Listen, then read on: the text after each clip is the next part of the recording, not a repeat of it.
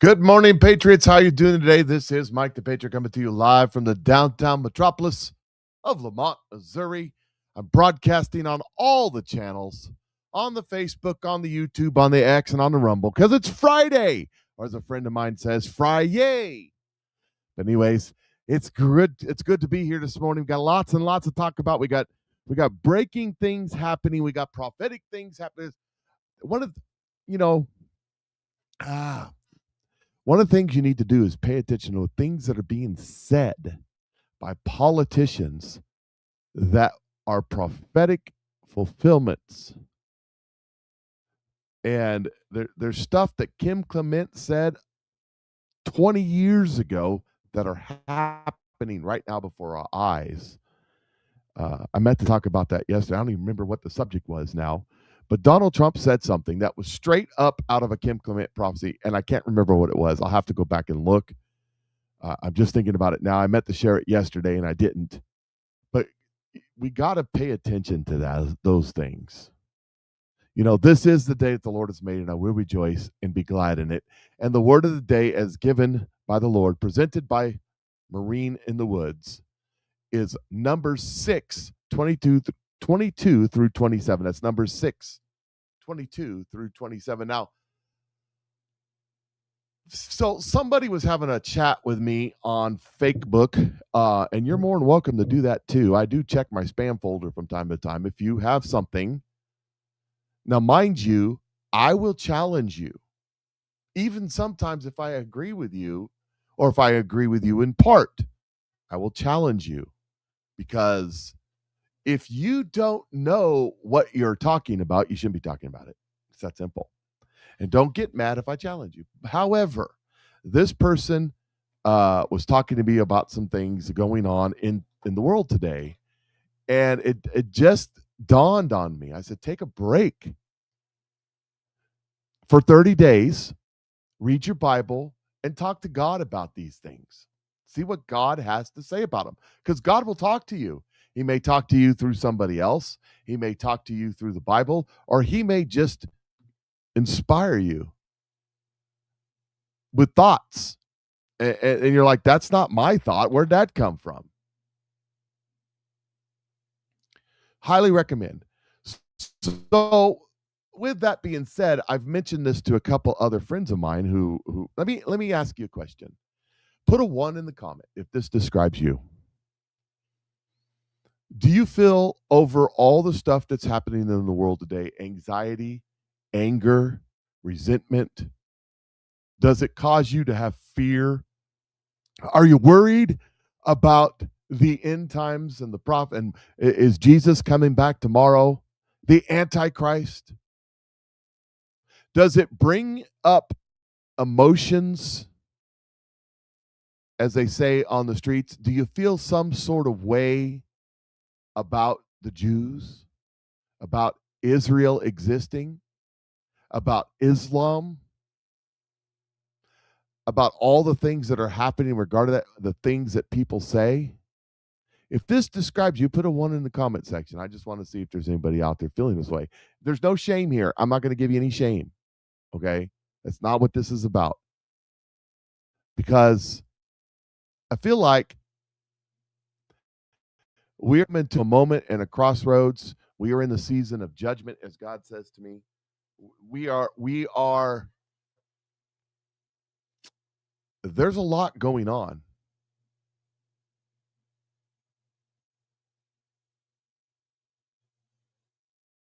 Because God is moving swiftly in these days. And the enemy is moving swiftly also. Okay, 1 to the Islam stuff. Cool. Just being honest. Some of you don't want to be honest. I understand. I'm just teasing. I understand that. This is absolutely not more peaceful than ever. Thank you, Jesus. I agree with you, Lucy. I'm there with you. But I have a lot of friends that aren't. And maybe most of you that watch my show, the reason you watch my show is because you're more aligned with me on these issues. And I understand that. That's part of it. Thank you for that. Thank you for that. You're feeling this some sort of way, right? I feel like God is really wanting me to say this. And even if you aren't feeling some sort of way, maybe you should do it too. I don't know. I'm not using the word fast, but maybe a fast of media. I'm calling on people who are feeling some sort of way, who are who are hearing these things that these people are putting out. Maybe you're agreeing with Tucker on Israel or Islam, or maybe you're agreeing with Candace on Turning Point USA and Charlie Kirk and all that stuff. Or maybe you're confused about it. Maybe you don't know what to think. Here's what I'm asking you to do, because I believe firmly in my heart, and I think God was talking to me this morning about it, that all of this is demonic.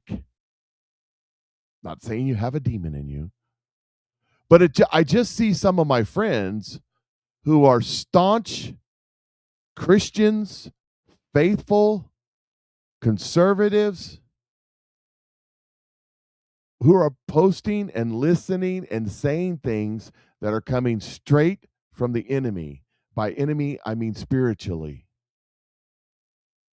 in regards to these topics. And I'm like, man, we got to take a step back. We got to take a step back.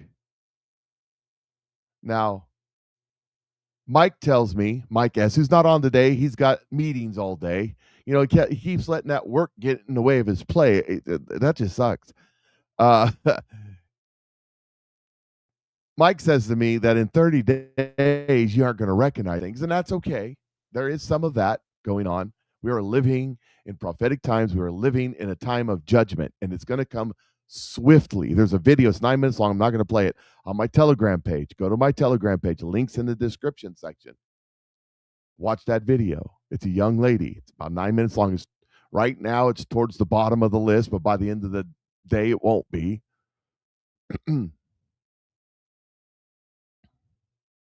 But I think what God is calling us to do is fast from media for 30 days, social media, fast from the socials and all of these influencers that are out there influencing, whether big names with multi-million-dollar platforms or little names. Just stop, whether prophetic word or conspiracy based or whatever it is, just stop.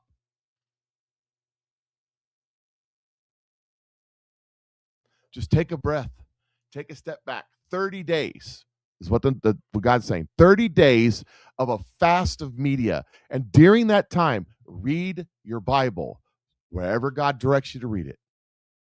Read your Bible and ask God about these things. Ask God about Erica. Ask God about Candace. Ask God about Tucker. Ask God about Israel and Bibi and Donald Trump and Iran and Iraq and Saudi Arabia and Russia and Ukraine. Ask God about those things in this 30-day time. I'm challenging you. Listen to what I'm saying to you. Coming from a guy who now makes his living on social media as a so-called influencer. That's what I do for a living now. And thank you to all of you that support my show, either by buying my products or however you do it. 30 days to flatten the curve, 30 days to align yourself with Christ. What I'm saying, and so even if I'm telling followers not to watch my show for 30 days, it doesn't matter, because your spiritual relationship with God is way more important than the Patriot Mike Show.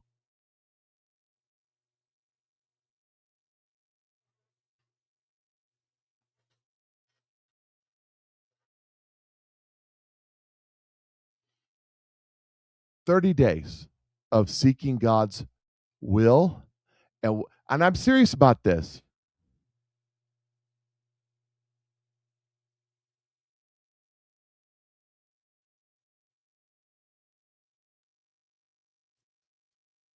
Ask God what he thinks about these things.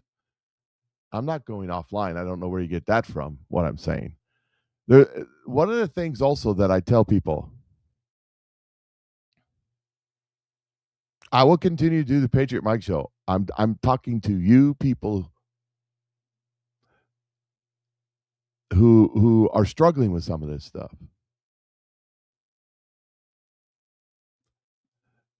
Because I think that God is about to do some scary stuff. We're about to see things.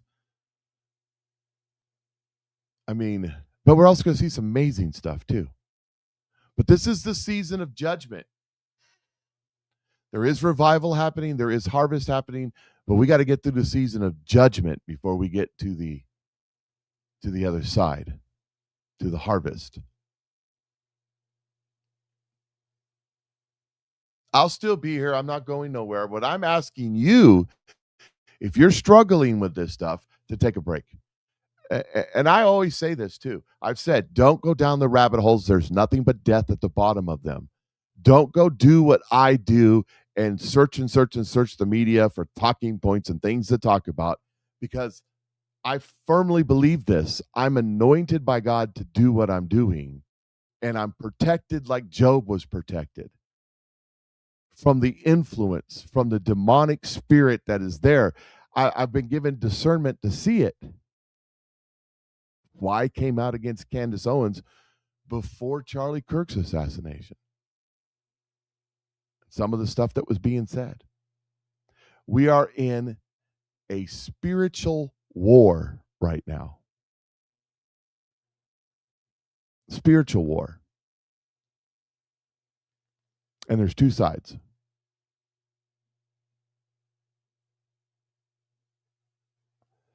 Does judgment equal punishment? There's two. Well, okay. The way the world works, no. The way God works, yes. God's ways are not man's ways. He does things different. When God says we are in a season of judgment, that means the writing on the wall.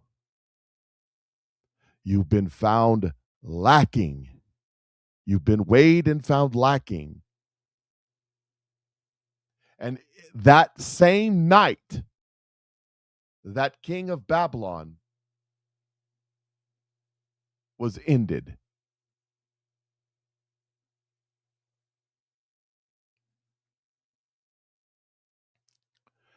So I'm just asking you to try it, see what happens. If you feel that way. Marine says Robin Bullock was good. Yes, that on Elijah streams. I saw it. I haven't had a chance to watch it. Yesterday was a pretty busy day. I haven't had time. I didn't have time to sit down and do nothing yesterday, but that's okay. Normally I watch those sort of things. I just didn't have the time. So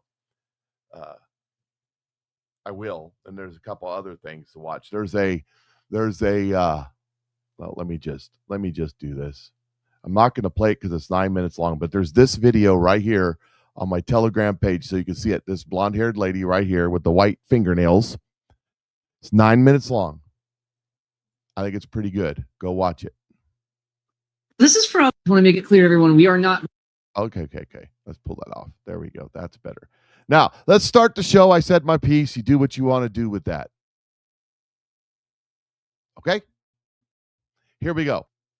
We start the show. A little bit of fun at first. What do you do if someone breaks into your home? If somebody were to ever break into your house, the first thing you want to do... The M18A1 Claymore, because nothing says that door lock was for your protection, not mine, like 700 ball bearings being propelled by 1.5 pounds of C4. Have a good day, my friends. That would do it. Yeah. Don't enter my house for your own protection. And then there's this. You know, fine art is money laundering. I firmly believe that. That's how they launder money. Hunter Biden was a perfect example that his finger paintings bringing $500,000.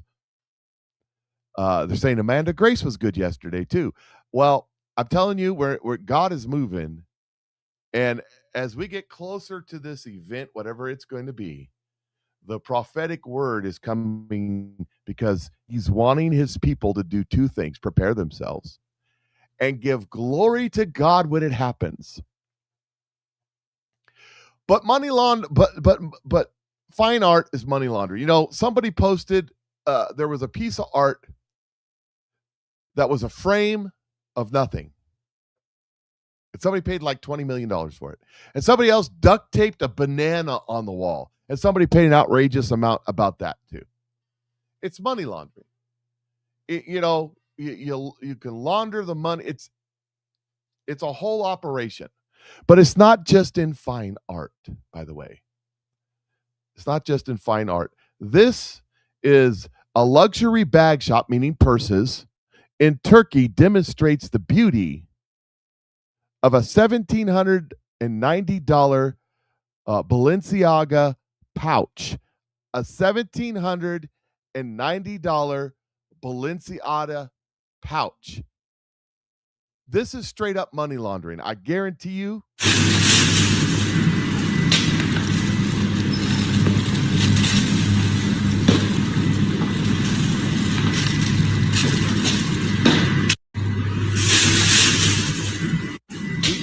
It's a Walmart bag, or more appropriately, a Dollar General bag. That's the right color.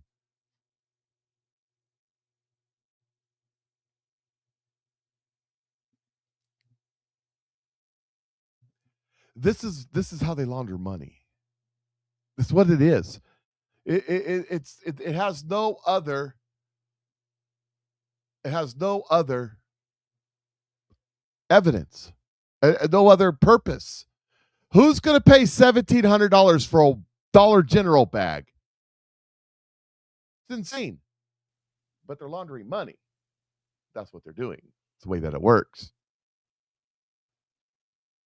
And it's many other places. You go down to eBay and you see where a Beanie Baby's bringing $100,000 and they actually sold one. That's also laundering money.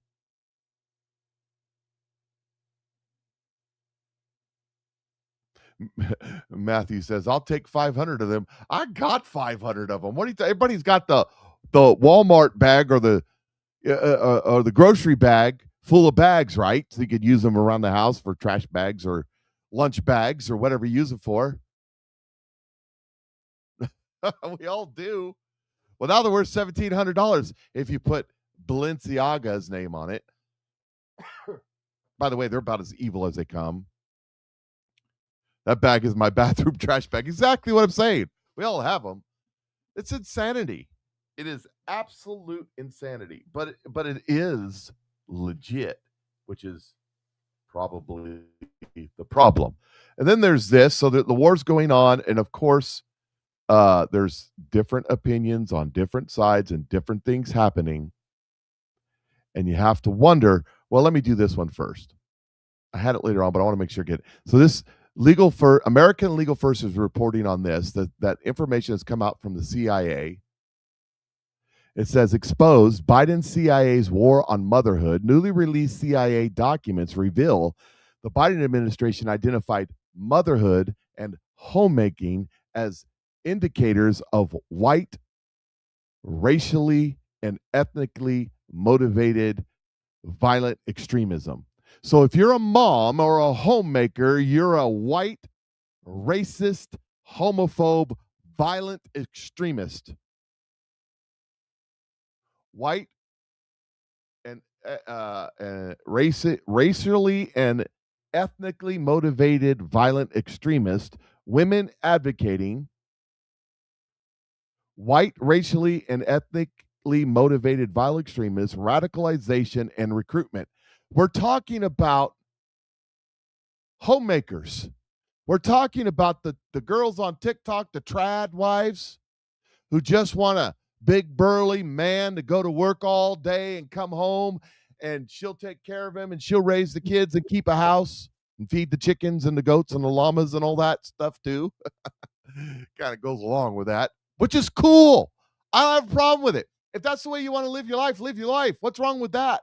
But now, but the Biden administration was calling that extremism. No, they want you to be like this woman. They want you to be like, what did I do with it? No, that's not it. They want you to be like this woman, and she's declaring racism. I mean, for real. Listen to what she says. Listen to this. This is for all the white people who are triggered by the term white privilege. Let me ask you a question.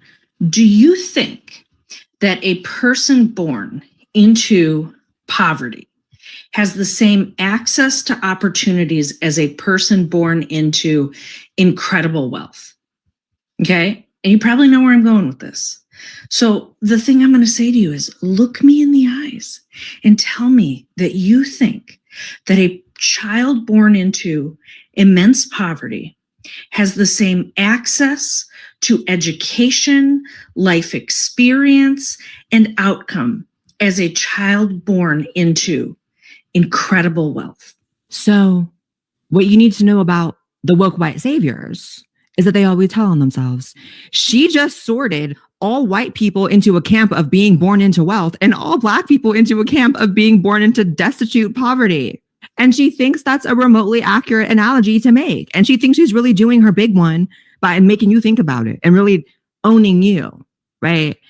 She really thinks she's an intellectual heavyweight right now.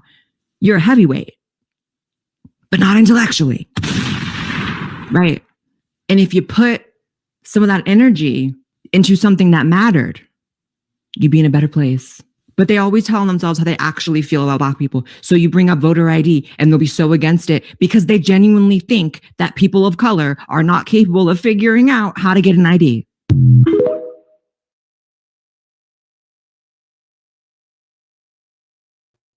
That's exactly what it is.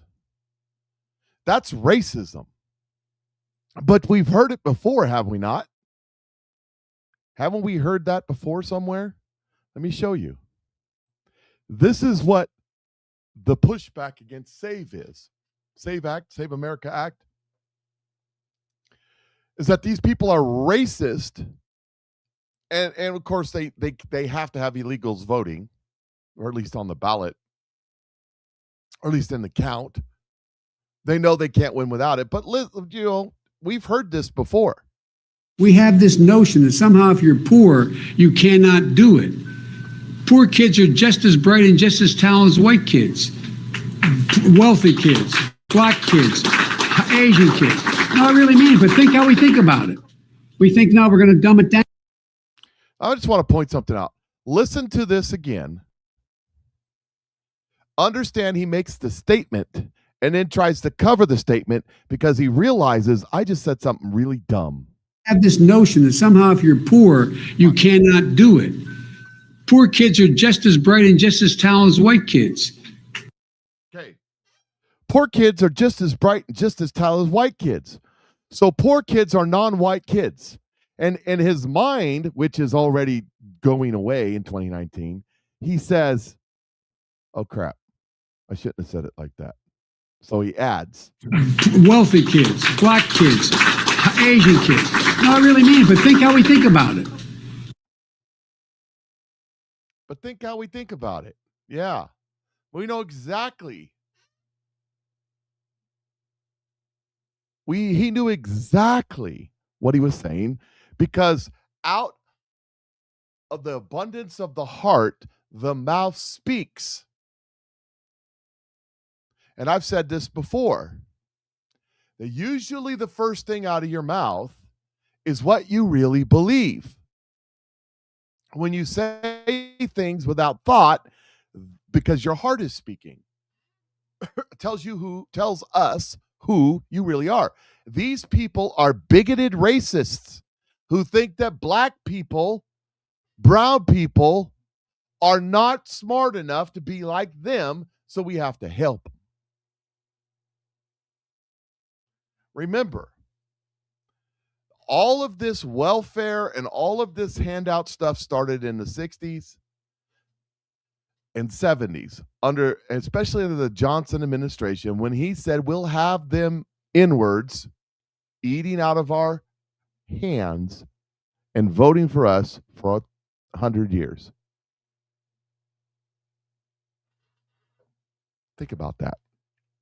The most racist, vile people. As the woman in the video I played just a minute ago said, these white saviors. And that's who they think that they are. They're the white saviors.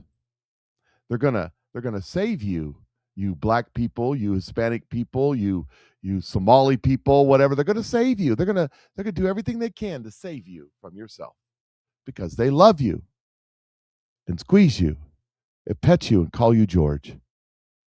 That's why. That's what's going on. It's ridiculous. It really is. And here's a Babylon Bee. These James O'Keefe is coming out with some massive stuff, and there's other people now about what's going on in California, and we'll get to some of that with the fraud, but not fraud, not the Leering Center frauds or the hospice frauds, but they're going around California paying homeless people to sign ballot initiatives. And it's totally fraudulent and wrong. But with that being said, the Babylon Bee says this: gay Ayatollah excited after receiving DM from cute gay James Mohammed O'Keefeabad. According to U.S. intelligence sources, Ayatollah Ayatollah Jr. couldn't believe his luck when he received a DM from a cute guy by the name of James Mohammed O'Keefeabad. The pair met on Iranian version of Tinder, which is only accessible via the dark web, after a brief correspondence with Kamali Jr., in which Kamali Jr. divulged state secrets. The pair met for a impromptu romantic dinner under the stars to prepare. Ayatollah Jr. dressed in his best robe and made sure to bring his regime's nuclear plans in a Gucci bag, as requested by his online match.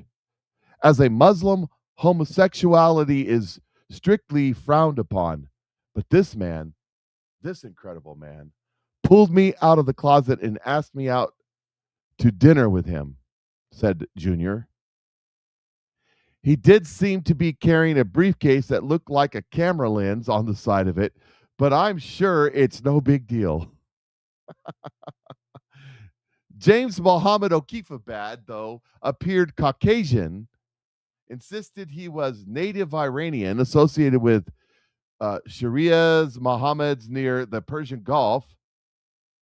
He wore modest white clothing to signify his purity as one of the 72 virgins from Ayatollah, or for the Ayatollah Jr. He details Jr. found particularly appealing a detail. We have a date tonight at Davad and Buster's. Junior said, it's the hot new arcade in town where you can play this game called the Pac-Man. Truly state of the art, thankfully. The arcade hasn't been destroyed thankfully the arcade hasn't been destroyed by airstrikes yet. At publishing time, American investigative journalist James O'Keefe released a bombshell hidden camera social media video detailing his date with the Ayatollah Jr. That's great. That's just great. That's just awesome. You gotta love it. Gotta love it. Anyways, in other news, in the war with let me get that off screen. In the war with Hezbollah, Israel is bombing the snot out of Lebanon. By the way, they're working with the Lebanese government to do it. Oh, Israel's apartheid. No. Israel and the Lebanese government are involved in this. Why? Because they want to get rid of these Iranian proxy Hezbollah too. Anyways, this Jew-hating RT, which is a Russian newspaper reporter, who says things like this: these people, Zionists, are disgusting. Steve Sweeney, for the Russian news, RT. Here he is, standing on a bridge that was destroyed or partially destroyed by Israeli air power, and he's giving his testimony to the Russian media. Further rocket attacks were reported against Nahariya and admitted.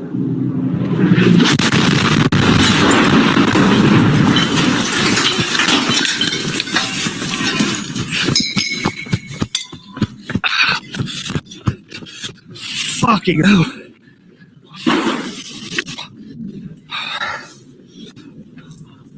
Fuck.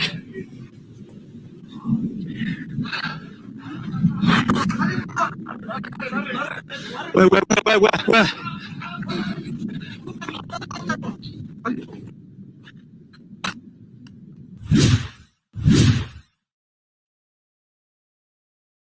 So, note to self, when Israel's blowing up bridges, don't stand on the bridge. I mean, you could have been down the road, would have caught it on camera, it would have been good.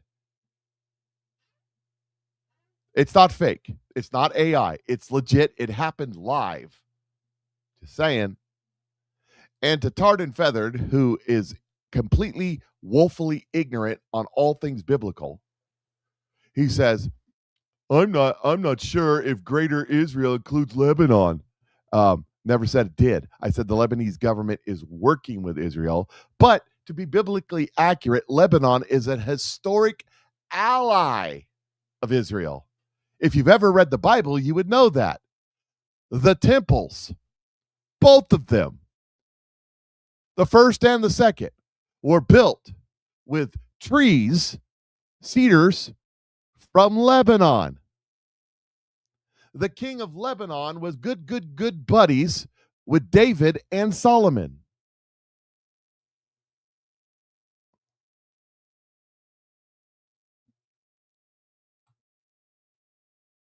So that kind of tells you something, doesn't it? By the way, one of the premier Christian nations after in the first century, Christian nations was Lebanon. Lebanon was a Christian nation until it was taken over by the Muslims, and they killed all the Christians. The Romans were doing a good job killing Lebanese Christians too. They'd use them as lights. They'd light them on fire and burn them and use them as lights for their racing, like in Ben-Hur. But I digress. Because you can't stomp out. You can't stomp out God's plan. Can't be done. Can't be done, no matter what you do. So here is touching on a few things that we need to touch on that I find interesting. Saudi Arabia, according to the Wall Street Journal, which I can't show you because behind the paywall and I ain't paying them. Saudi oil officials are privately alarmed that crude prices could surge to past $180 a barrel if the Iran war and resulting supply disruptions continue into April. The base case projection inside the kingdom's energy establishment sees Brent futures climbing well beyond current levels. The Gulf of Oman crude already exceeding $166 a barrel in violent trading. Physical Saudi Arabian light crude is selling to Asian buyers for $125 a barrel through the Red Sea port, and officials expect shortages to tighten further next week, pushing prices towards 138 to 140. Now, listen, they're reporting this as, oh my God, the price is going up. On the other side of it, in the background, what are they doing? They're going, making the money because our oil's bringing $166 a barrel. Woo! Making it rain. We get a new Ferrari just like Bernie Sanders. Oh my God, this price is going up. Bull crap. The Saudis, the Qataris, all of them, they're not upset that the price of oil is going up. Oil's trading at $96.50. That's Texas, West Texas sweet crude. $96.50 hasn't changed here in the United States. Why is that?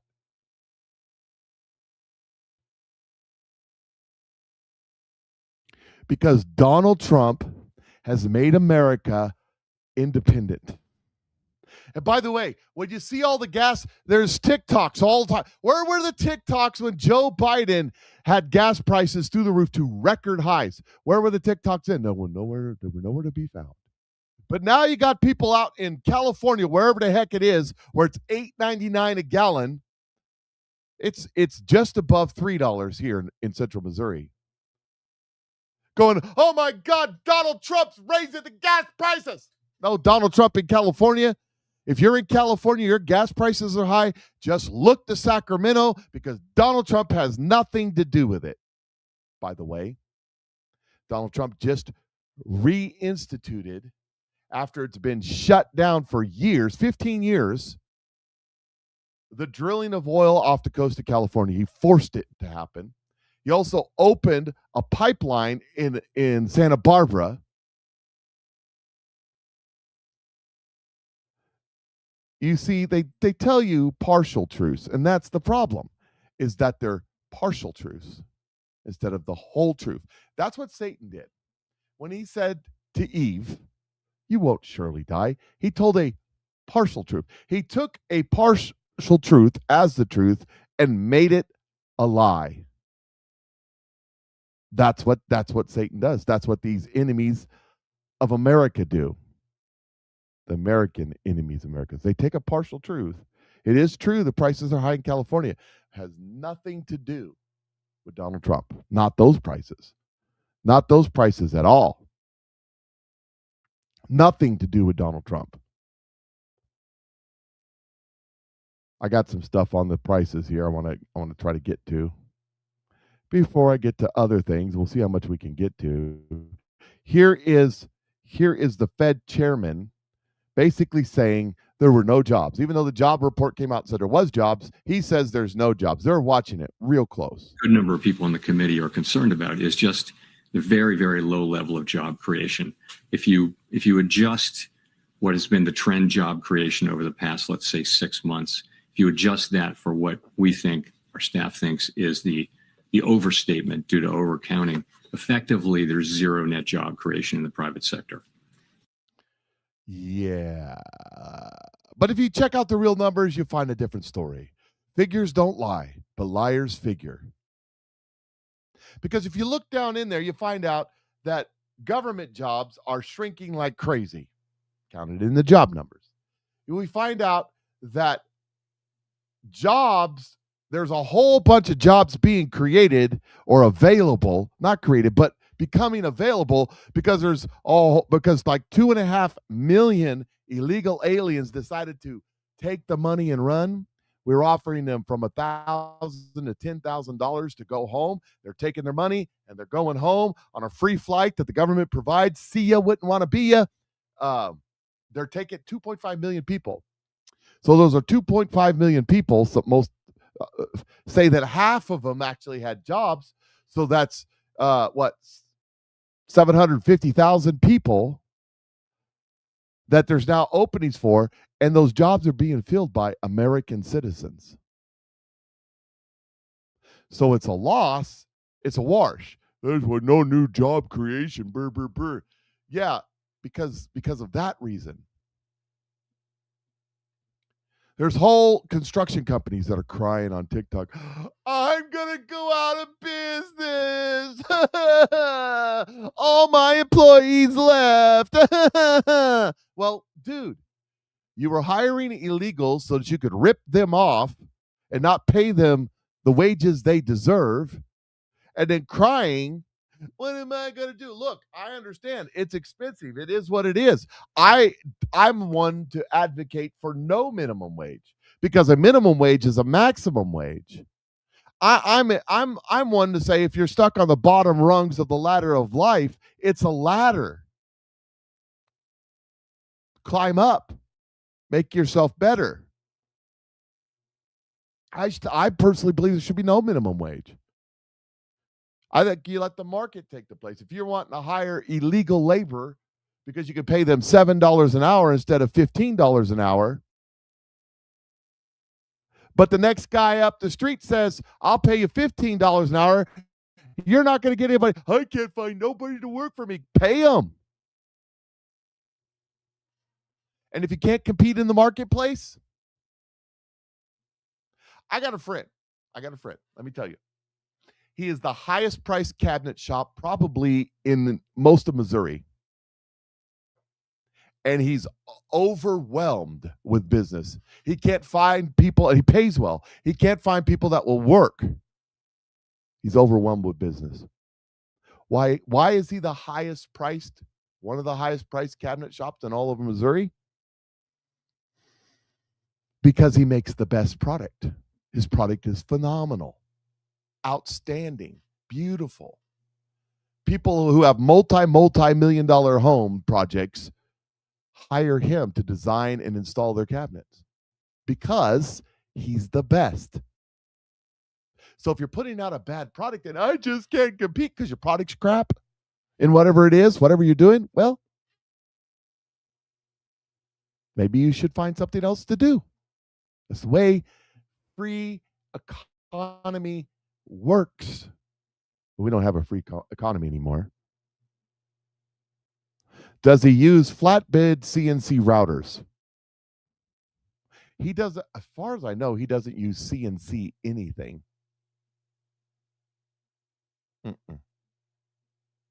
So, no. He's old school. Amish make the best furniture. So you say. I happen to know Amish make great furniture. But I happen to know. So I used to have a shop where I sold antiques and used furniture. I actually had a used furniture shop.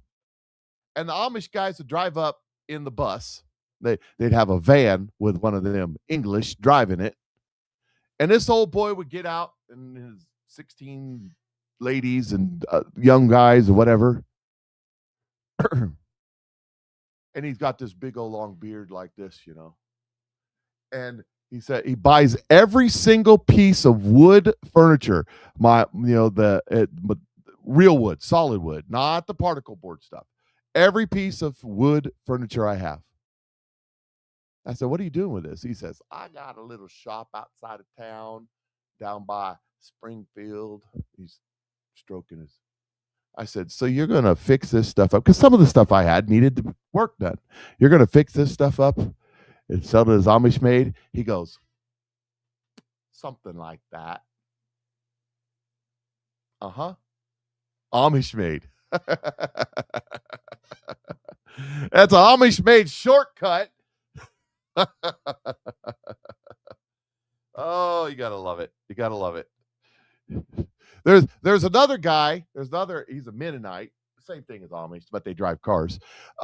He's got a chicken plant near here. And he does eggs. And he says he takes these eggs. He says, I take these eggs and I load them up in this big tractor trailer and I send it out to San Francisco. I do 2 loads a month. I have them sold before I get there. I sell them for $10 to $25 a dozen because they're Amish made organic. And he says, stroking his big long beard, they come from the same place. The butt of a chicken. That's what he's saying.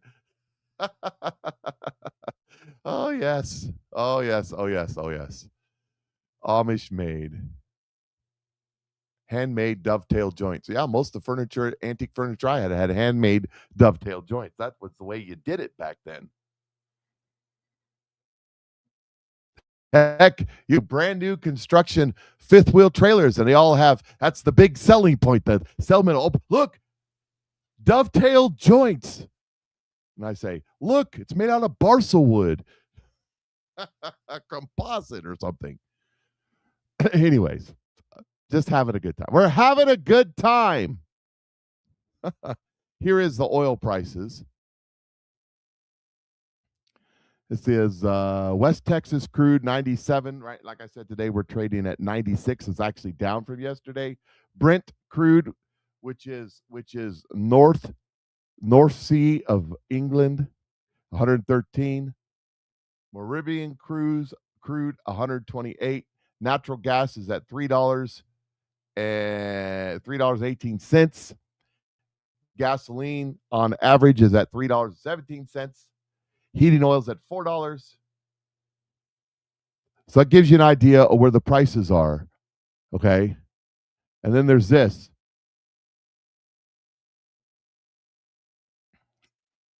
It gives you a price. Just shows you how it's been going.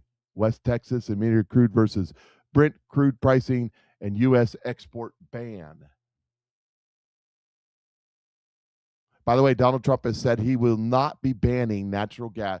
All countries like China, countries like Japan, countries like Saudi Arabia. No, Saudi Arabia hasn't, but India. I'm trying to think, there was another one, and I can't remember what it was. But they've all put export bans on oil, natural gas. Why? Because they're way short on it. They ain't got enough. They ain't got enough, and they don't know what they're going to do about it. Also, this happened yesterday. The markets tanked yesterday. Right now, the Dow Jones Industrial Average is down 283 points. NASDAQ's down 269. S&P 500 is down 59. Gold is up $3, up $4. Silver is back and forth at 70. It's trading at 69.85, but it was up a little bit too. So gold's at 46 right now. It took a bath yesterday. It was down 300-400 points. The last couple days, gold's been down, silver's been down, the markets have been down. But here, just look at this. This is what I always do. 100,000 million billion. Okay. So breaking $820 billion wiped out of the US stock market today, would it be yesterday. $120 billion wiped from the crypto cap.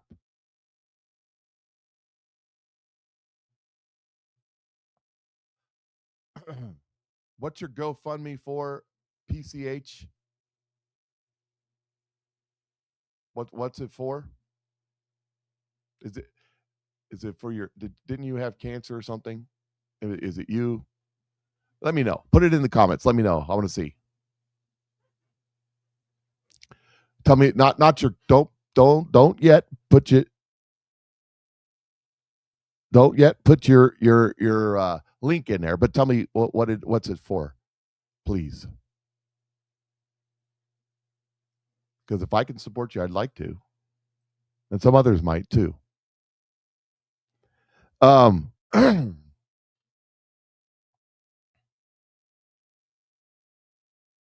was I? For so rudely interrupted myself.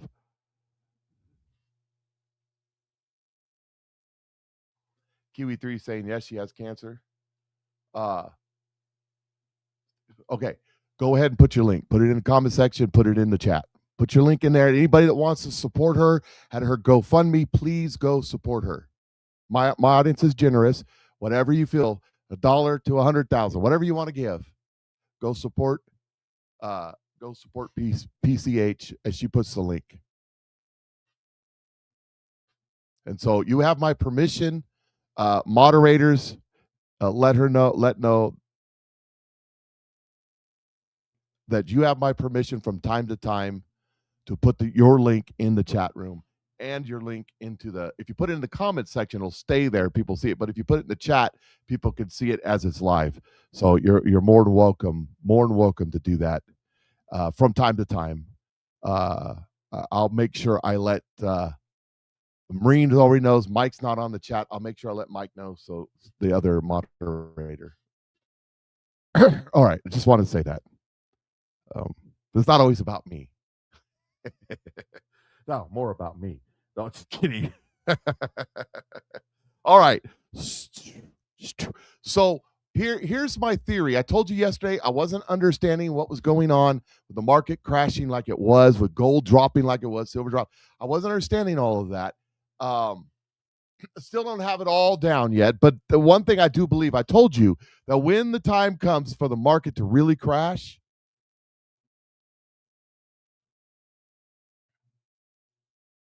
that people will be selling their assets, their Bitcoins, their gold, their silver, anything liquidatable to cover their losses in other areas.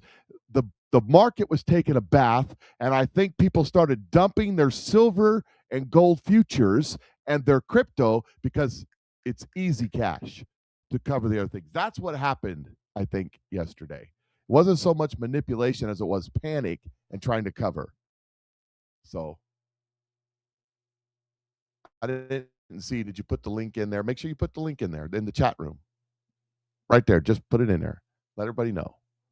They want to put $1 or $2 in, or 10 or 100 or 10,000 or whatever. Hey, there's some folks with money that I'm not going to be like, oh, Miss White. And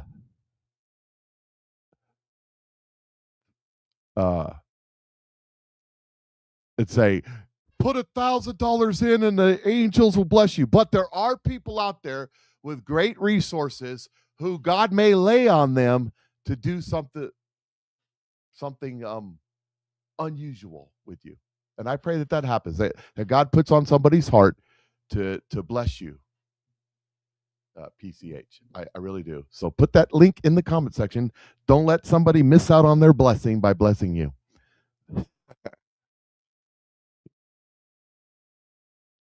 All right, let's see here.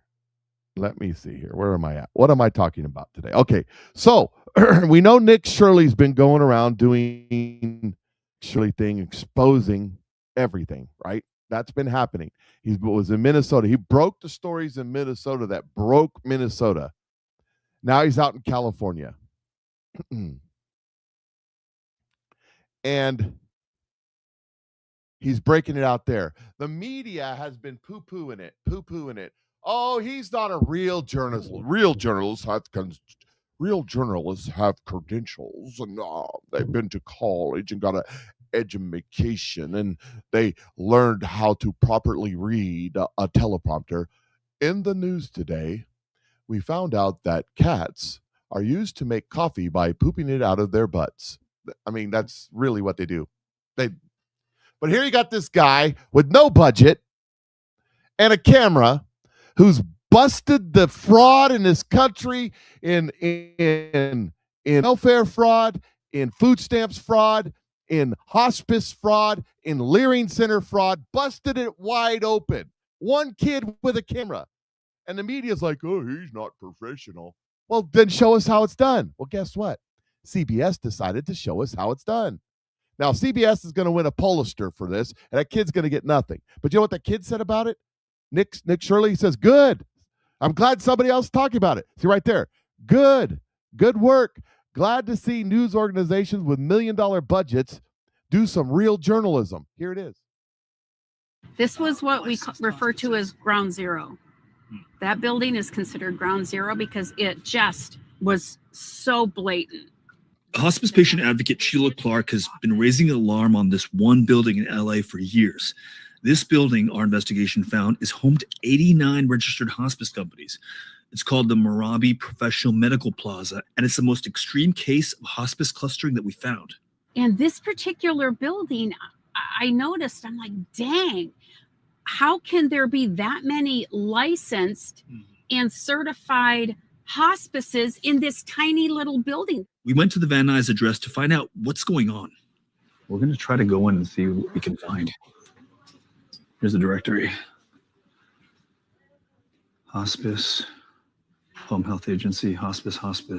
Can you come back? There's the link in the chat. Make sure that you go and make sure you go and do whatever God lays on your heart. Just looking at this directory, you can see dozens of hospice agencies coming up. The state and federal records for hospice agencies tell you a lot.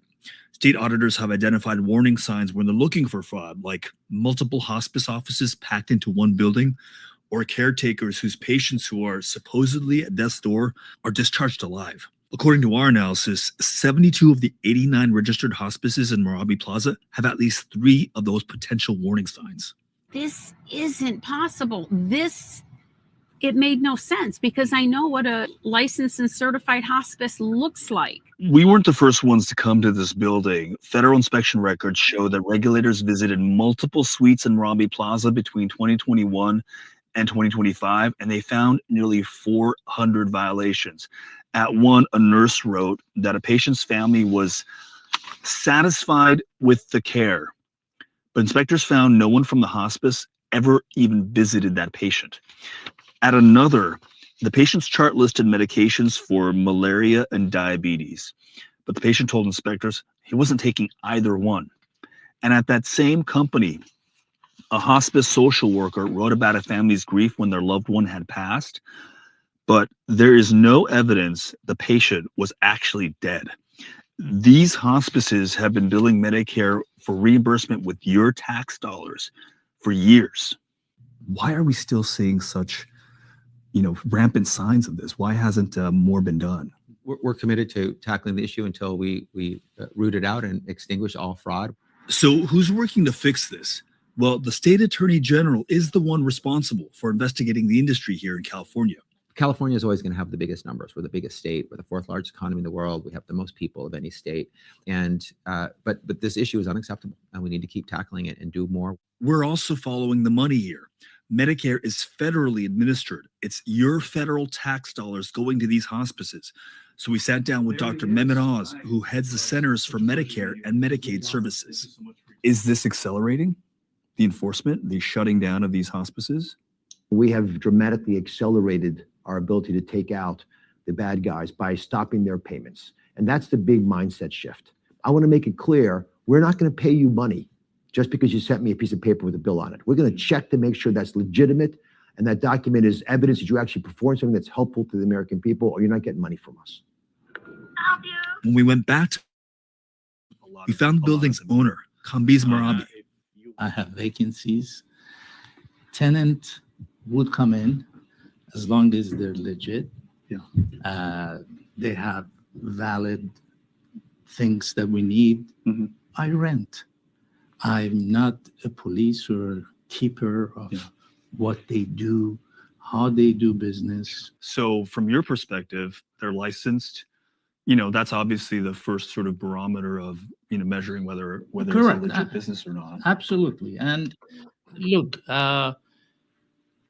maybe state and the federal government, it's becoming restrict on many businesses, and I'm all for it, because at the end of the day, you and I are paying for all those things that are not right. Merabi wouldn't let us walk the halls on our own to talk with hospice employees, but told us this about any possible fraud. If you learn of hospices in your building that are accused of fraud, I would immediately you would get rid of terminate. them. Okay. Yes. But that hasn't happened yet. No, no one has ever come to me, tell me that, okay, this or that is doing fraud. So let me tell you the nefariousness of this. Somebody in the comment section said they'd steal your Medicaid. That's one way. They get these old people.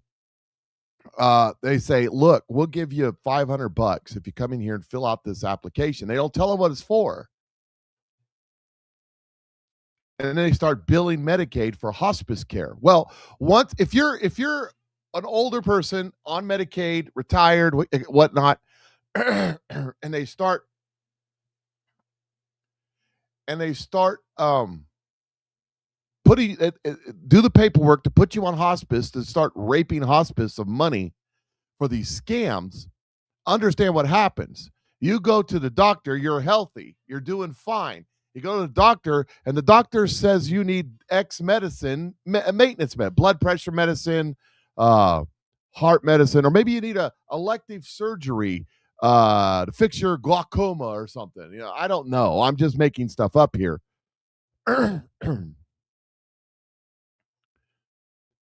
You get denied by Medicare because you're on hospice. And there ain't no reason to fix your eyes if you're going to die in 6 months. This is what's happening. They're stealing from these people their medical care because they can't get the care that they need, the maybe not life-saving care because they're really not dying, but maintenance care because the insurance, the Medicaid, Medicare is not going to provide you with this elective stuff or with this maintenance stuff if you're dying. That's the real tragedy in the crime. You know, you can make the case that there was no harm, no foul, other than to the taxpayer, that the Leering centers existed because there was no kids there. There was nothing there. But these hospice ones, they're nefarious. They're nefarious. And it's a shame. And there ought to be something done about it. And there is something being done about it. Here's Nick Shirley talking to Benny Johnson about this fraud stuff and about God. What is it with you and how you were raised, or your faith, or the way that maybe God just put you together that allows you to sort of walk into these fraudsters, whether it's in New York City, people selling fake Gucci bags, or whether it's straight into these Somali daycares, or whether it's in California, walking through these homeless encampments? Like, what is it that drives you and allows you to do that? Most people would be pretty terrified and pretty scared. A lot of these people are unhinged. Some of them are clearly violent. You've clearly been threatened and run out of a lot of places. You talk about that? Yeah, I think it's a accumulation of a lot of experiences I've had growing up, and then also being the younger brother. I mean, I was always just like the test dummy, and I had to kind of grow up without fear to be able to hang out with my older brothers. And so I think that definitely helped. And then I also just know that what I'm doing is good, and I don't have anything to fear because I'm not doing anything bad. If I was doing something bad, I'd have something to fear. And so, like, I do feel like God is on my side when I go into these situations, because I'm just going to show the truth. And it's actually a big public service for our country. We know that our country is the greatest country in the world, but it won't be the greatest country in the world if we allow all this fraud and all these foreigners who aren't even from here come in and loot from the American taxpayer that's actively working to make America great. But then you have people who aren't from here who don't have the same values as us. So there needs to be someone who's willing to stand up to them. If it's me, great. If it's somebody else, great. But we all do need to do our part, because if not, America won't be the America that made it great. Since you said there in your last answer, I feel like God is with me. Could you expound on that a little bit? Because again, a lot of the comments are just like, dude, you're really brave. You're going to some of the darkest, most corrupt corners of our society where no journalist will ever touch, right? There's 100,000 journalists out there, a bunch of really powerful and very rich news companies. They won't ever touch this stuff. I think because they're too scared. I know a lot of them, and they're cowards. But you're doing it, and you say that God's on your side. Expound on that. Well, I just think when you're doing something good, like, this world is good versus evil. And so when you're doing something good, you're obviously going to have the support from God. And I don't think like any of the viewers watching right now, also, if they go out and do something good, they're going to have support from God as well. Do you feel like you're protected when you go in? I would hope spiritually so. when you go into these places? Yeah. Yeah, I mean, I'd hope so. So yeah, I do feel, and people are always praying for me as well. Like, every time I meet people in the streets or whatnot, they say they pray for me, which helps. And so I do feel that. So yeah, I would hope that, and the majority of people are on my side. I've never even had a bad interaction in public, except for when I go to these hostile locations. So there's him talking about his faith, his strength.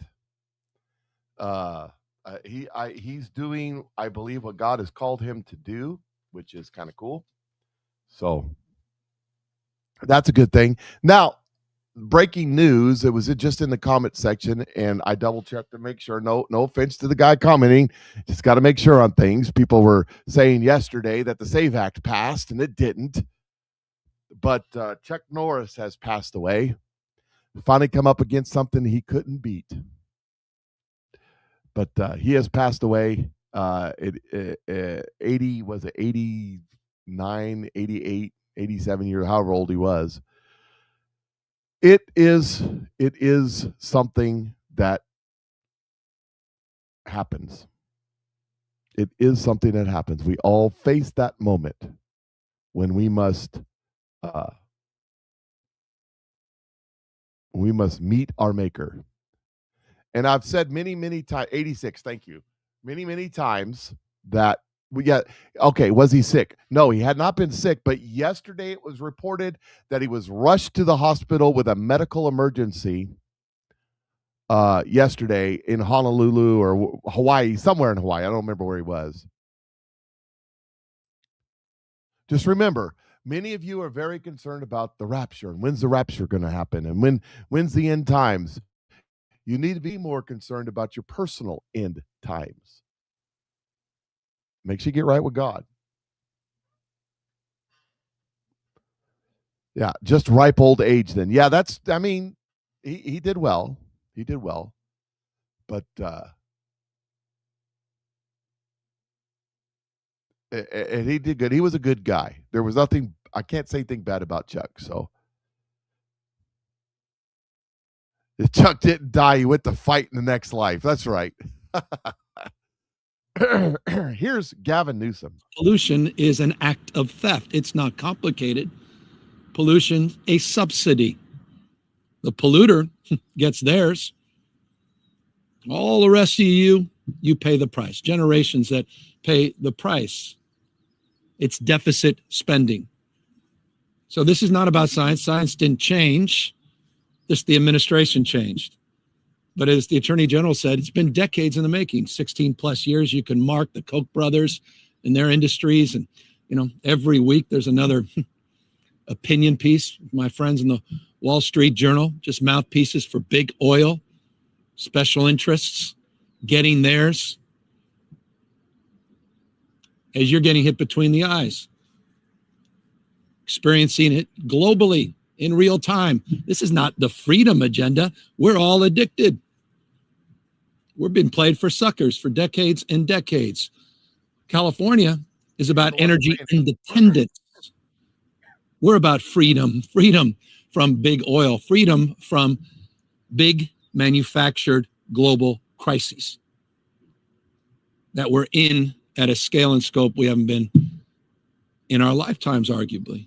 At the moment, played out in real time. That's what this fundamentally is about. So there's their new fraud, which is global warming. And it causes deficit spending. No, you cause deficit spending, not global warming. It's not even really a thing. This is Gavin Newsom's wife. By the way, Gavin Newsom will not be the nominee for president if he even makes it to the nomination process. There's so much to learn from same-sex couples who have learned to communicate and who also are like, well, look, someone's got to do the care work in a same-sex male couple. Someone's got to do that. So I'm just going to do it. And this is and not be afraid or ashamed because it's part of being human. We're all on a spectrum, right? It's just how society kind of pushes us and pressures us into these limiting gender roles. But again, the folks on the far right, they're missing is just this. They're living in this silo, this evangelical conservative silo that ultimately it's just pulling us back as a country to a time and a place where we don't deserve to be, and we're not going to be, because honestly, young women and fathers of daughters are awake now and they're woke and they're not going to let us go back. And so I have so much hope because of that. And obviously California has a huge responsibility to lead. Young women and fathers of daughters. What, the ones that are aborted? You're calling for abortion and then say fathers of daughters.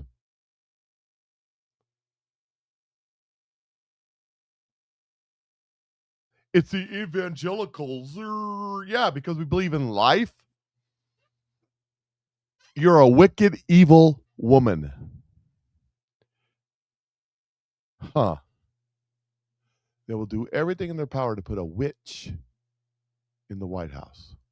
What does that mean? Here's another fraud that's happening in California. Big time fraud. So what's the issue? Get a gift too. It's for provide permanent funding for schools and healthcare. You have different ones. This is for Uber, accident victims, so they get medical expenses. Most of them is health and medical. So if I sign this, I can help people. If you sign this clip right here, you get a free gift, or you could get $5. It's on you. Free gift, $5? Oh, let's say you could get a free gift or $5. When you get a. What organization is this? What do you mean? This is Pivotal Politics. Oh, it's a nonprofits? Oh, it's from the state. They're really like it's from the 6-7 states that do that. You're from the same company. Oh, this is California funded? You're from California. It's a cigarette? Thank you.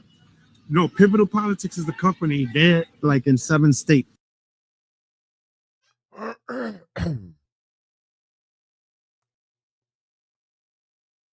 So what's this for? Pivotal Politics. It will pay you. That's a crime. But that's what they're doing. Now I'm going to shift gears a little bit. There's a little bit more fraud stuff, but we get the point. I want to talk about this because I think that this is just absolutely insane. If I can find it here. Here it is right here. So this is Representative Jamie Ratskin. Listen to what this moron says. Invoking Tom Paine, who was an undocumented immigrant who came to this land in 1774, 2 years before the Revolution, and wrote Common Sense. The member said, I think his opening sentence was, he said, Thomas Paine was an illegal immigrant. My understanding was Mr. Paine was born in the UK, came to America, then a British colony in 1774. So I was just struggling to figure out how he was. Oh, I didn't say he was an illegal immigrant. I said he was an undocumented immigrant. Just like Thomas Jefferson's family was. Most of our ancestors did not arrive here with documents. Do you hear what this idiot's saying? These are the same morons that every Christmas tell us that Jesus was an undocumented immigrant. He was just... No! Jesus and his mommy and daddy traveled from a Roman town in a Roman province to another Roman town in another Roman province in the same Roman province, Judea. Wasn't called Palestine yet because the Romans had the Jews hadn't pissed off the Romans yet at this point. That's the same thing because you know what? I decided to look and see. We live in a world where all the information of the universe is right here on your phone. Everything that man knows is right here.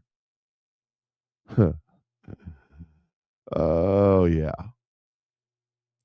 I saw who was it? It was Pastor Locke. he said he was talking about the Christ is King movement. And by the way, they are using Jesus's name in vain to attack the Jews by saying Christ is King. And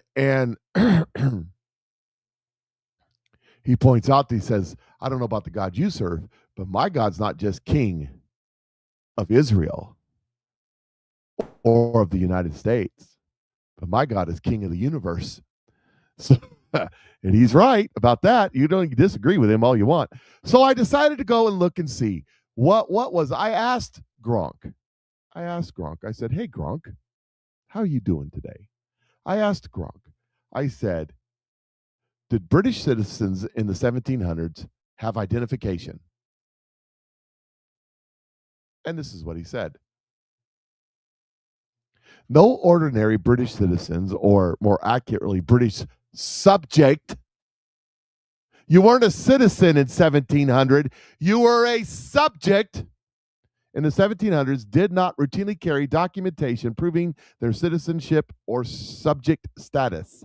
In the 18th century, the concept of citizenship, as we know it today, tied to portable national ID documents, was not in use. People were British subjects under the crown, primarily determined by birth within the king's dominions, a form of just soil, or right of soil, established in common law since at least the early 17th century. Most people never needed to prove status in everyday life within Britain or its colonies. The 18th century, the concept of citizenship, as we understand today, I just read that.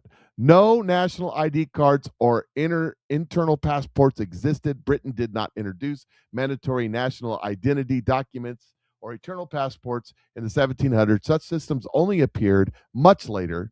National registration and ID cards were first trialed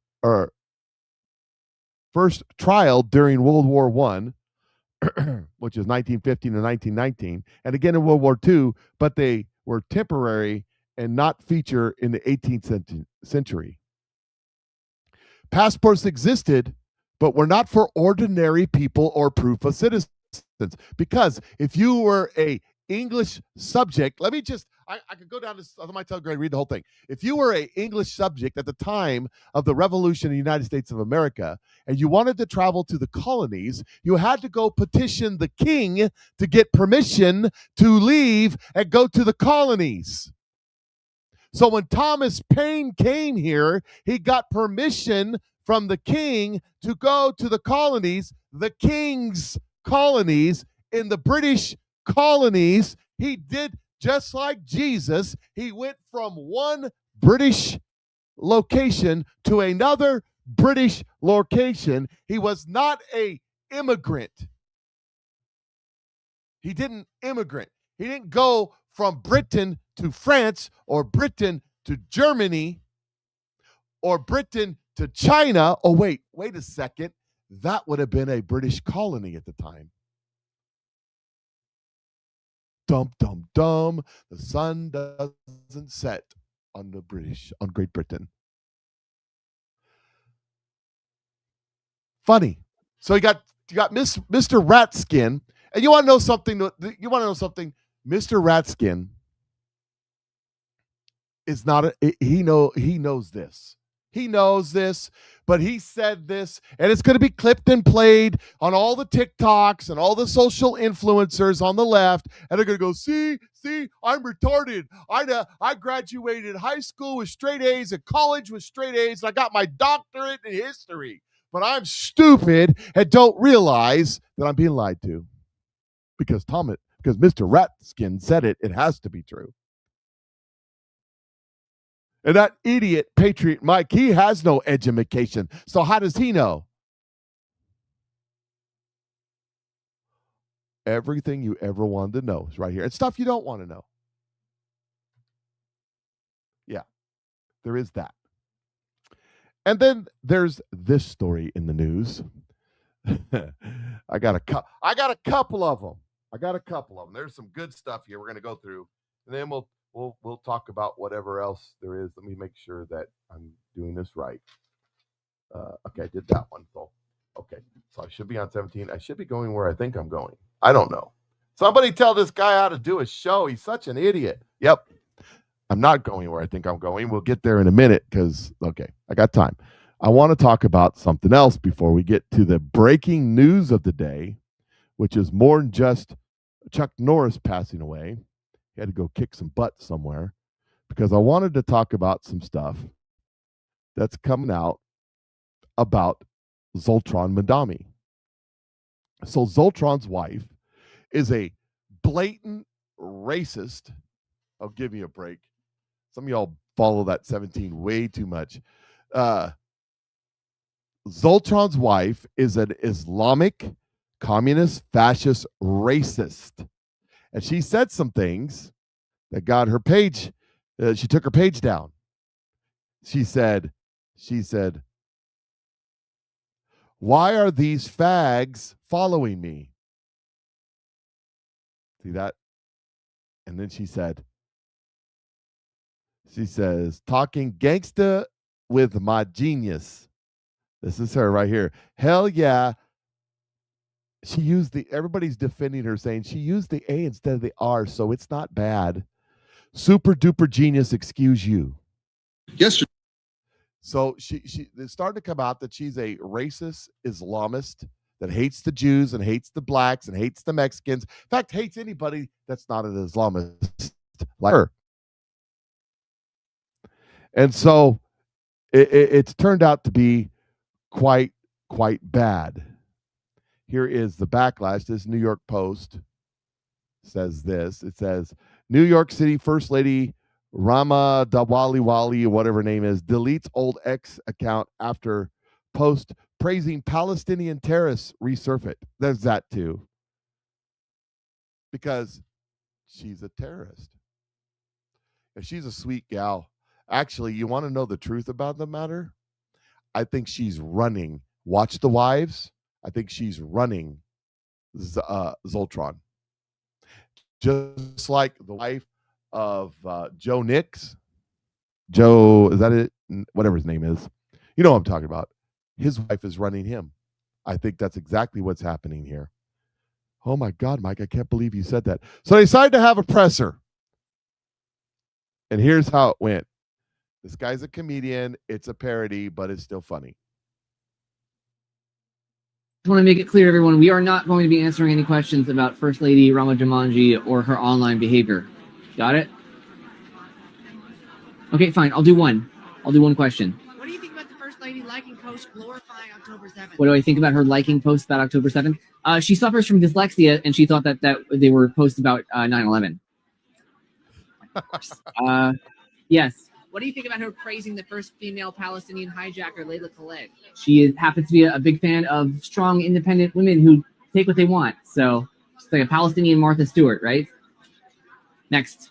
What about her post saying that Tel Aviv shouldn't exist? Oh, that Tel Aviv shouldn't exist? She's saying that, I mean, because people have tried to destroy it so many times. It's such an anomaly, right, that it survived. I'm sure that's what she meant. Yes. She said the N-word. Right, that she... What do you think about that? Yeah, there was no hard R there. It was with an A, so it was out of love. The N-word is okay if you don't do the hard R. She illustrated a book by Susan Abelhawa who called Jews cockroaches. That Susan Abelhawa, yeah. The Jews are cockroaches. Hard shells, hard to kill, keep coming back. So another compliment. Yeah, clearly these have all been taken out of context. That's right, ladies and gentlemen. It's all taken out of context. She really didn't mean what she said. She said what she said, but she didn't mean what she said. She meant it at the time, but then she changed her mind. It's okay. It's fine. It's no problem. She's fine. But did you see First Lady Melania? She's such a racist. She's appropriating 7 languages, don't you know? Oh yes, you gotta love it. You gotta love it. And then there's this story breaking in the news. So y'all remember? Well, let's do the story and then we'll talk about it real quick. In just a few hours, a case challenging immigration detention practices is taking center stage at the U.S. District Courthouse in Minneapolis. Yeah, this comes as one of the most high-profile immigration cases of Operation Metro Surge hits a critical snag for the family involved. Audrey Russo joins us now with the latest on Liam Ramos. Audrey. Yeah, well, first and foremost, out here in front of federal court, the hearing at 9 a.m. today is for a case that accuses Homeland Security of denying detainees timely access to attorneys. And it honestly just goes to show how top of mind immigration still is here in the Twin Cities. And in the last 24 hours, we learned that Columbia Heights preschooler who went viral after he was detained by federal agents in front of his elementary school, we're learning he could now be deported. Take a look at this. This is Liam Ramos in the picture that captured national attention back in January with his blue bunny hat. We've learned that he and his father were sent to Texas. Now, after outcry from lawmakers and the public, they were released back to Minnesota to finish their asylum case. Fast forward to today, his family's attorney confirms that a judge ended their asylum claim yesterday. Now, Columbia Heights Public Schools sent us a statement saying, in part, while we respect the legal process, we cannot ignore the profound human impact, especially on children, of this federal action, which has disrupted the lives of so many of our community members who entered this country through legal means. Now, the family's attorney says that they plan to appeal the decision, but if they lose, they could have to go back to Ecuador. And this appeals process, Jason and Alicia, is one that could take months, even years, to be seen through in its entirety. Back to you. Audrey, thank you. So, did you see they detained the little boy? The little boy was detained. That's not how the story went. The dad split, ran, left the little boy. That's what happened. The mom wouldn't answer the door. So they took the kid and put him in social service. And the reason the lefties were all upset is because all of the protesters, the whistleblowers, the cat, dog, blue-haired girl people, the dressed in buddy suits that were going around, cussing out ICE and screaming and hollering and all that. They're like, give us the child, give us the child, give us the child. And they're like, no, we ain't giving you this kid. Are you out of your mind? We don't know who you are. Yeah, the little boy was rescued by ICE. And then when they detained the father, and the father said, I'll take the little boy, they took the father and the little boy and sent him down to Texas. Why Texas? Oh, my God, they shipped him to Texas. Because they have a facility created for families in Texas.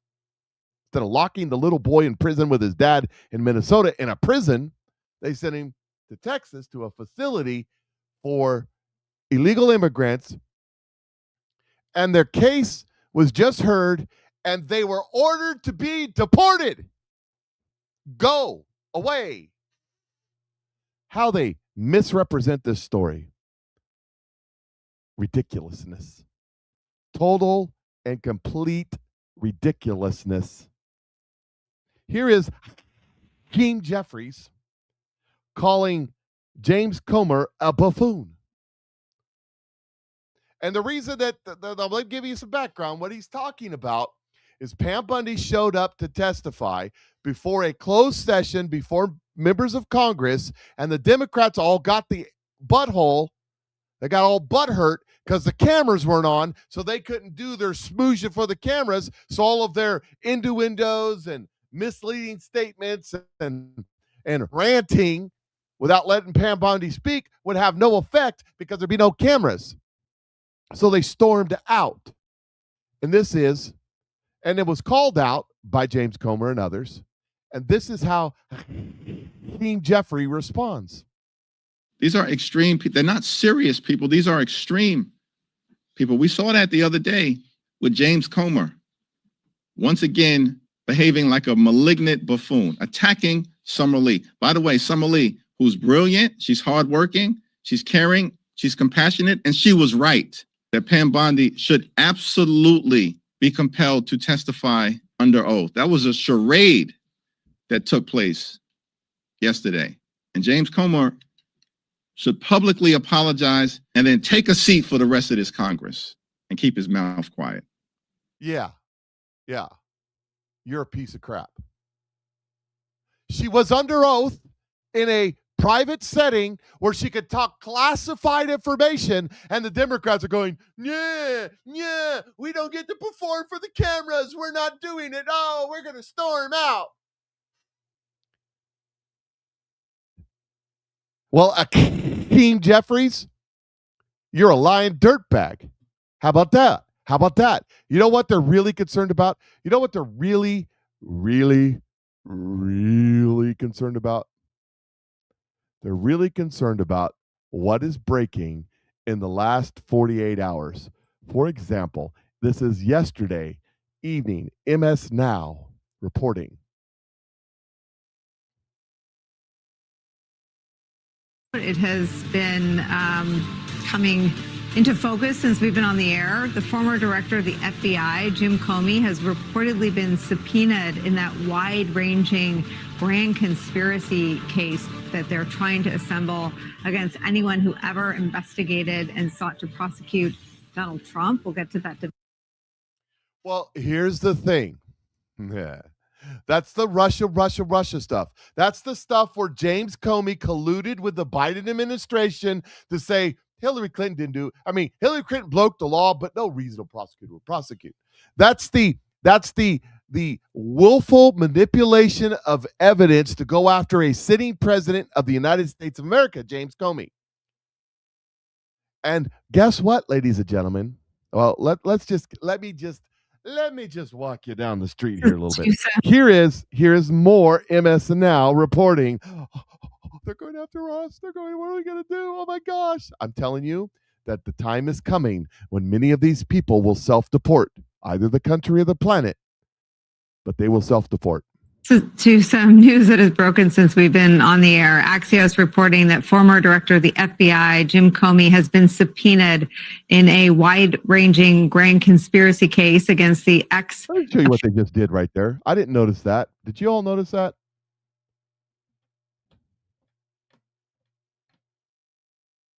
This is the picture they put up as they're saying James Comey's been indicted. U.S. encourages flow of Iranian oil, and they put, that's not James Comey.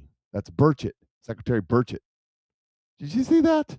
Been subpoenaed in a wide-ranging grand conspiracy case against the ex-officials who investigated and some who would go on to prosecute Donald Trump. That's according to two sources with knowledge of that situation. The subpoena for Jim Comey was reportedly issued last week and relates to his alleged role in the drafting of a January 2017 intelligence community assessment concerning Russia's election interference that favored Donald Trump. This so-called grand conspiracy case is based in the Southern District of Florida. Right, which means none of your DC buddies can bail you out. You see, how can they charge Comey in the Southern District of Florida? Because as part of the conspiracy to get Trump, they brought charges against Trump and raided Mar-a-Lago in Florida.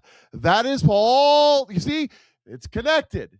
The Jack Smith stuff is connected to James Comey, which is connected to Barack Obama, and so on. And why in Florida? Because the judge down in Florida don't take no crap. That's why. Now listen, here is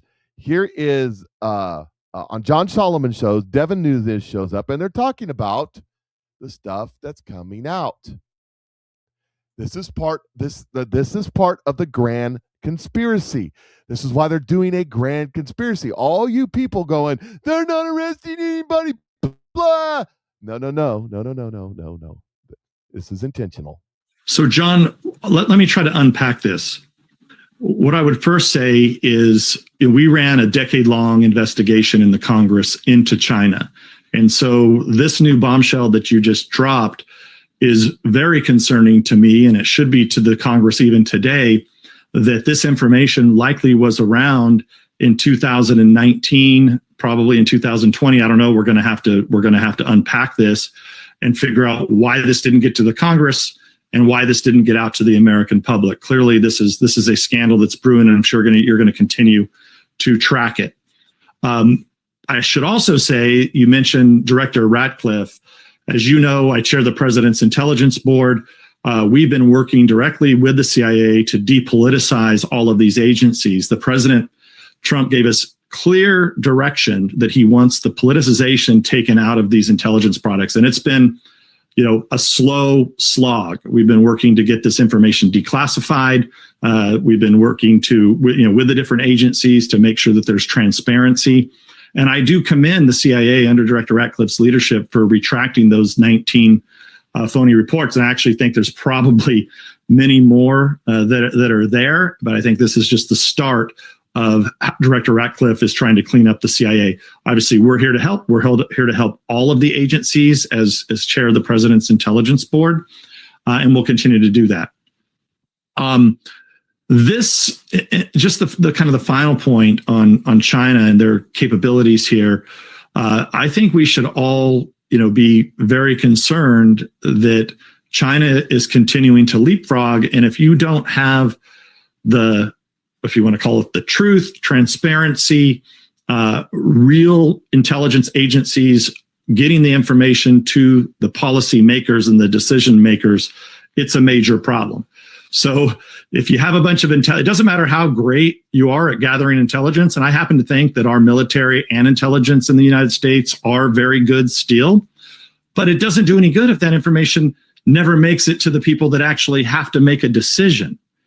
And just to kind of go back to what I was saying, we ran this China investigation for a decade, and this is clearly information that should have come to us immediately back in Congress, back when I was in Congress. So now, the President's Intelligence Board, we're working with anyone and everyone that wants to have transparency and wants to have accountability. We're there to help aid in that process. Sir, not that Britain is a model for much of anything these days, but as John alluded to in this headline, they at least saw the gravity of what it meant for their country when their voter data was hacked. Our intelligence community has this air, or had, I guess I should say in the past, had this air of insouciance, and they didn't care or they did care and they knew, but they didn't care about the implications because politically they felt like it would help them. Which is it?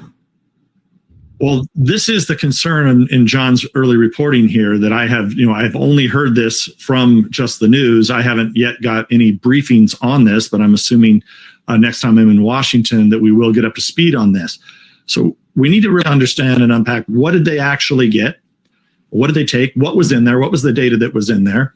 And then who hid it, right? And I think this is going to be not only from kind of our perch and with our direction from the president to depoliticize, but I think the agencies themselves will need to do their own investigation and also get that information to Congress. I think there's still some great members of Congress out there. If you take Chairman Crawford, that has my old job on the House Intelligence Committee, or of course, Chairman Grassley, who has a long record of working with whistleblowers, that's where this really needs to get to that point. And then at some point, people have to be prosecuted or fired or demoted or forced into early retirement. Something has to start happening with all of this malfeasance that's going on, which is why, just going back to the prior question about John Ratcliffe, the CIA director, retracting these 19 reports.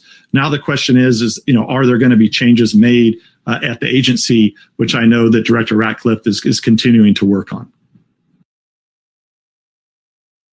So what we have here is we have foreign influence into our elections in coordination with somebody within our intelligence community, because Devin Nunes was leading the investigation into this and was not given this information when requested back in the day.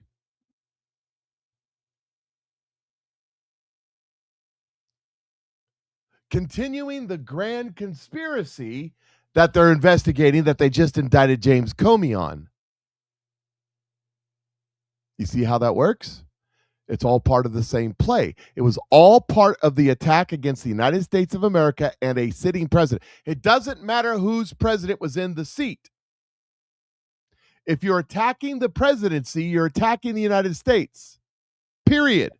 And if it turns out that China and Russia and Ukraine were trying to manipulate the election in an effort to remove Trump from office through elections in conjunction with all these other people, then you're acting with a foreign power. Consider that for a minute. But there's more. We're not done yet. There's more. Here's James Solomon on Steve Bannon's show. Now, we've talked about Steve Bannon here lately. However, it is what it is. This is where he said it. Listen. If Tulsi Gabbard looked Mark Warner into the face and said, "Sir, we were told for 6 years that there was no foreign intrusions in our election. We've now indicted Iranians for hacking into one voter database. We now have evidence that 18 other states' voter databases were penetrated by China. And the reason you and I don't know about that is that a series of intelligence analysts and officers under Donald Trump and Joe Biden put party before country. They decided they were not going to tell the country. They were not going to tell the Congress.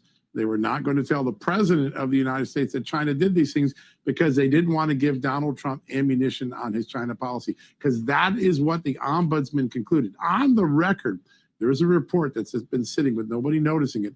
The Intelligence Committee ombudsman saying that the CIA intentionally kept the president and the country in the dark because they didn't like Donald Trump's policies. They even used disparaging names to describe the commander-in-chief they're supposed to be working for. We got to find out if any of those officers still work for the CIA, because they should be fired. But she could have done that because she has all of this evidence. And by the way, she has a lot more evidence than what I've been trying to squeeze this out. She has oodles more evidence. It is more damning than what I've reported, and she's been sitting on it. Why? I don't know. She didn't deploy it today. The president knows of this evidence. The White House chief of staff knows of this evidence. They went into I think she has oodles more evidence. It is more damning than what I've reported, and she's been sitting on it. Why? I don't know. She didn't deploy it today. The president knows of this evidence. The White House deploy it today. The president knows of this evidence. The White House chief of staff knows of this evidence. They went into I think Kash Patel has answered the imminent threat pretty interestingly on Iran. He's talked about China. He brought up the driver's licenses today. That was important. Ratcliffe seems a little bit more engaged, but Tulsi. So he's talking about Tulsi Gabbard has oodles of more evidence that the Chinese, the Iranians, the Russians, the Ukrainians have meddled in our elections with the intent of supporting the opposition of the president of the United States of America. Seditious conspiracy. It's going to be tied together. Why he doesn't know why Tulsi Gabbard's not releasing this information? I'll tell you why. Because the president knows. Because the president is in charge. Tulsi Gabbard told you exactly why she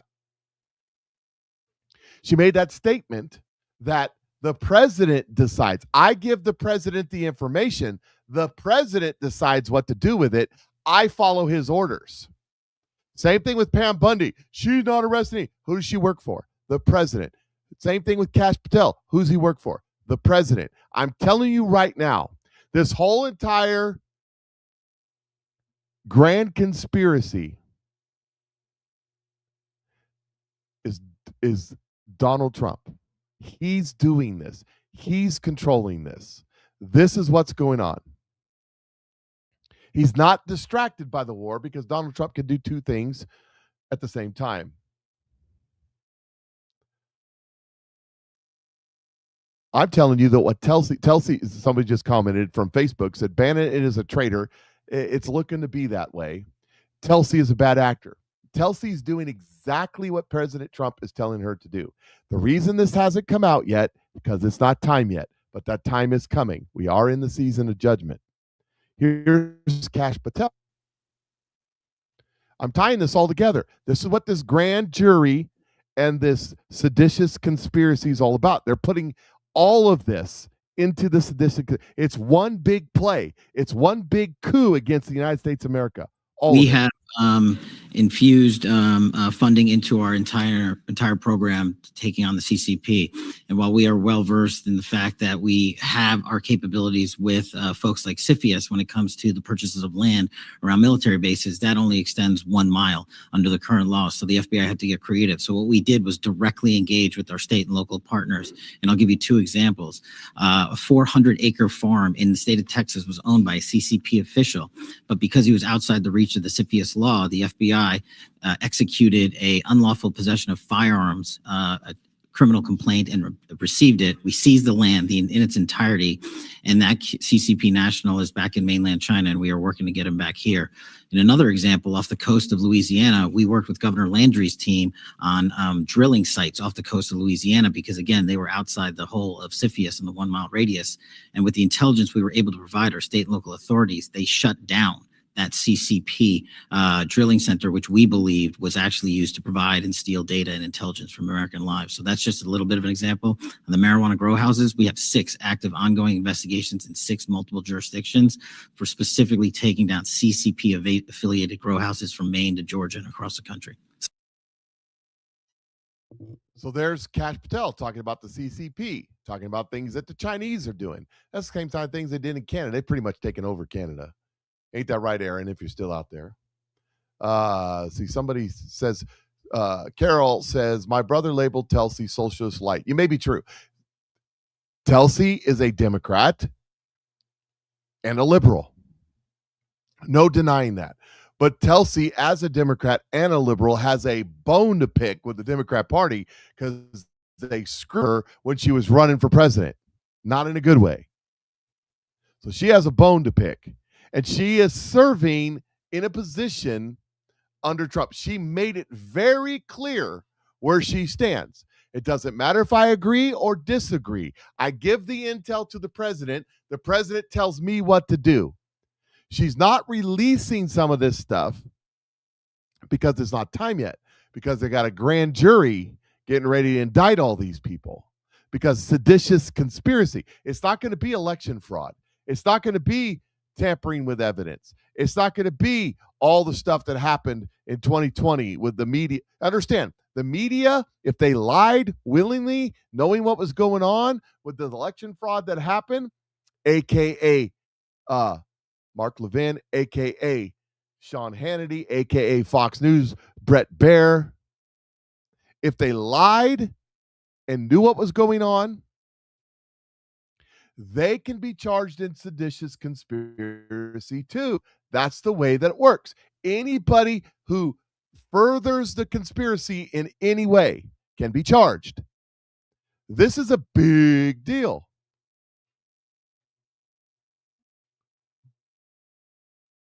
But there's more, because Tulsi Gabbard said this during the hearing. Many of you didn't hear it, but I heard it. Now understand that we're talking about election fraud. Understand that everybody's talking about 2020. Understand that the left was going after the what's his name? Mullen, whatever his name is. Drawing a break. Anyways, they're going after him in the hearing the other day for DHS. Do you believe that 2020 was stolen? And he refused to answer the question, basically. You know why they're all upset about 2020? It's gone. Joe Biden is gone. They kicked Joe Biden out. They put Kamala Harris in. Why are they bringing up 2020? Because they're scared to death of seditious conspiracy, because 2020 was part of what the meeting that happened in 2021, check that, in 2017 in the White House with Barack Hussein Obama, Joe Biden, Susan Rice,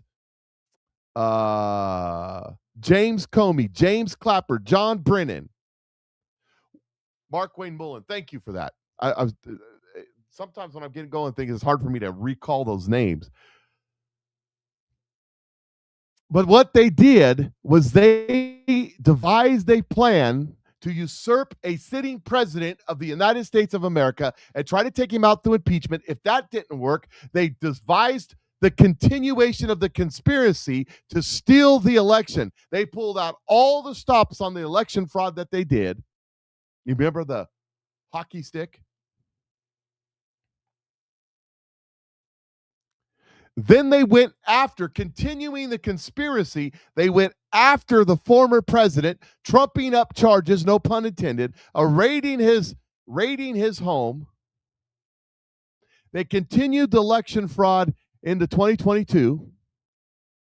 They attempted the election fraud in 2024, but they couldn't do it, and they didn't want to pull out all the stops for Kamala Harris. And now they're doing everything they can to listen. This is way seditious conspiracy theory. If the conspiracy was started by the Barack Obama administration in 2017, actually it was earlier than that, but that's the formality, then that continues each step of the way as each thing happens. And now the Republican leadership is trying to usurp the will of the President of the United States of America and the will of the people. And 80% of the American people as a whole to stop the election fraud so that they can lose in 2022, so that they can do what they did to Donald Trump the first time and stop what's happening. This is continuation of that coup that seditious conspiracy. So all of them are in jeopardy if this comes out and happens like I'm saying. And then Tulsi Gabbard said this in the hearing. These people talk about the Q panic in D.C. Okay.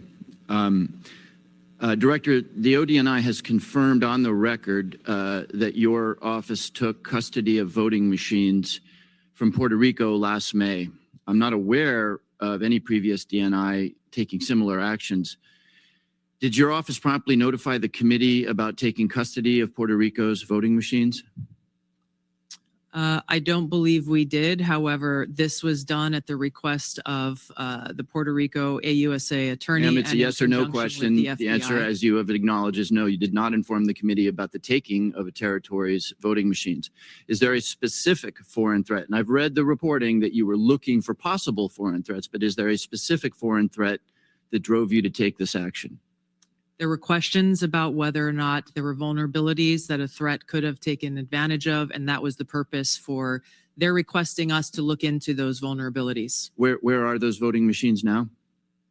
I believe they are held in a secure facility at ODNI. Have you or other ODNI officials taken any other state or territory's voting equipment into custody? Not to my knowledge.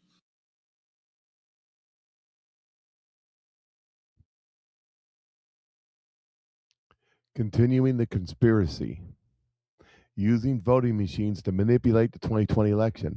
Why is he so upset about this? You didn't tell us as a committee. Well, guess what? You're unindicted co-conspirators. They don't have to tell you.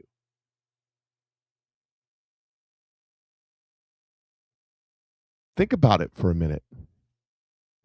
And they're all upset with Tulsi for going down to Atlanta, Georgia, when they were seizing all the Georgia records. And there's people that are upset because John Solomon said 2 weeks ago that something was going to happen in Arizona, and then it didn't happen, but it did, because what happened in Georgia, they had to send the FBI down on a raid because they were subpoenaed to give over those documents, and they wouldn't turn them over, so the FBI went down and got them. Arizona decided, oh, we'll give them to you. You don't need the FBI down here. They gave them to him willingly, so there was no FBI raid. Everybody said, John Solomon was wrong. No, he wasn't. He was absolutely right. They turned over all the documents, all the tapes, all the records, everything. They are absolutely fearful because they don't have everything in D.C. If they brought these charges in D.C., they'd be thrown out of court. Just like Judge Bosenberg just told Perino that she could not investigate the Fed chairman for the fraud of their $2.2 billion, over $1 billion overage construction site. Said she can't look into it. No one can look into the Fed. We can't do that. Just like that, these judges would shut it down. But they ain't got that judge and Judge Cannon down, as we know. Judge Cannon is a patriot. And the grand jury is the grand jury. And the grand jury isn't a bunch of lefty Democrat lawyers in D.C. The grand jury is a bunch of folks randomly selected, as grand juries are. Anybody ever serve on a grand jury? Randomly selected down in Florida, where you got a lot of conservative folks and some liberal folks and some other folks. And they're looking at the evidence and they're saying, yeah, there's something going on here. Jay Bolin says, auto pin. Yeah. Everybody who used the auto pin in one form or fashion are part of the conspiracy, the seditious conspiracy to overthrow the government. This is one giant coup attempt. This is one giant color revolution. Everybody involved in the fraud in Minnesota, covering all that up. Seditious conspiracy. Everybody involved in supporting Black Lives Matters and Antifa. Seditious conspiracy. All of the operatives that were there on January 6th that we've recently found out about.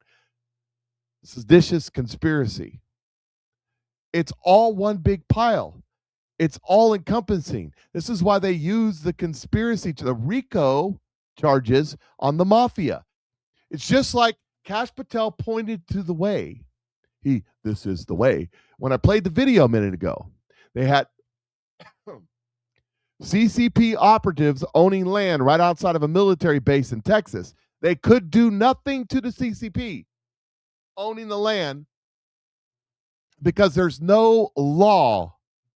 There is now in Missouri, but there's no law because the CCP owns a trailer park right outside of Whiteman Air Force Base. So what they do, they got them on gun crimes, illegal possession of a firearm. And then through that process, they seize the land. There's a will, there's a way. RICO is a way. Seditious conspiracy is a way. Because I've told you many, many a times, if Bill Clinton doinked 1,000 little children on Pedo Island, what can the Americans charge him with? Nothing, because it's a British territory. It's out of our jurisdiction. But if Bill Clinton and Epstein were conspiring with the British government and other foreign agencies to overthrow a sitting president of the United States of America, that's a seditious conspiracy. You might not get him on the doinking, but you can get him on the seditious conspiracy. You see where I'm going with this? It's all encompassing. And when this starts really breaking loose, when it really starts unfolding, if you talk to Mike, he's not on today, but if you talk to Mike in the chat room, it's coming sooner rather than later. This is when people start self-deporting the planet or the country, whichever is better for them. Too Good says that's why they have the islands. Yup.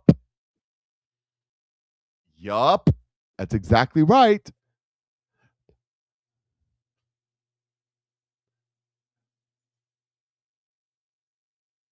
Donald Trump is withholding all of this right now.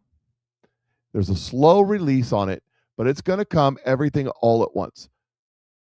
Donald Trump is withholding this. It's Donald Trump doing this. It's strategery. It's about the 2022 elections along with this seditious conspiracy. And those of you screaming and hooting and hollering, let me ask you a question. Do you want the perp walk and the visions and then everybody gets off? Or do you want this done right? Do you want this done so that there's no escape? Would you rather that these people get so-called justice? You're bad. Or that they get retribution by God? Which would you rather? In this life and the next. It's better than a millstone be tied around your neck and cast into the sea, God said. Jesus said about the little ones. Everything is playing out together. Everything is playing out together. Donald Trump is an instrument used by God. Trump will be a trumpet to trumpet the evil that's in his government. He's going to expose it all. It didn't say that he's going to bring it all to the courts and process. That's not the point here. God is going to lift the skirt over their head and expose their nakedness. That is a biblical expression that is used over and over and over again in the Bible when God's about to expose the things that people don't want people to know. And when it happens, what did Q say? They won't be able to walk down the street. This is when some of these people will be brought to justice. Some of these people will flee. Some of these people will flee the planet.